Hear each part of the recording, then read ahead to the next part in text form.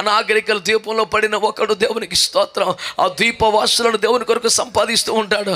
పరిస్థితులన్నీ ఇలా మారిపోతున్నాయి. ఈ దెబ్బకి చచ్చిపోతాడు అనుకున్నామే, ఈ దెబ్బ క్రైస్తవ్యం నాశనం అయిపోద్ది అనుకున్నామే, ఈ దెబ్బతో ఇంకా సేవకులు గొడవ లేకుండా పోద్ది అనుకున్నామే. కానీ ఉల్టా సంఘం పెరిగిపోయింది ఏమిటి, సేవకులు ఎక్కువైపోయారు ఏంటి, రాజ్యం విస్తరించిపోయింది ఏమిటి అని శత్రువుకు అంతు చిక్కని ఒక భయంకరమైన సవాలుగా దేవుని సంఘము నిలబడాలంటే ఒకే ఒక్క ఛాన్స్ ఉంది. యోగ్యంగా, క్రమంగా, చాలా రెగ్యులర్గా ప్రభు బలలో పాలు పొందాలి. ఇప్పుడు ఏలియాకి పెట్టిన ఎన్ని రొట్టెలు? తొలి ఒకటి పెట్టాడు, పడుకున్నాక మళ్ళీ లేపి ఒక రొట్టె. ఏం కూర పెట్టాడు? ఏం డ్రింక్ ఇచ్చాడు? ఏం లేదండి, రక్తమే జయ. ఒట్టి రొట్టె ముక్క పెట్టి నీకు మంచి హెల్తీ డైట్ ఇచ్చాను వెళ్ళిపోమంటే ఎవడో నొప్పుకుంటాడు బొమ్మ మీద. నువ్వు తినే రొట్టెకి, నువ్వు తినే అన్నానికి, నువ్వు తినే కూరకి నీకు 100 సపోర్ట్లు ఉన్నా సెట్ అయ్యి సాగుతా నీకు.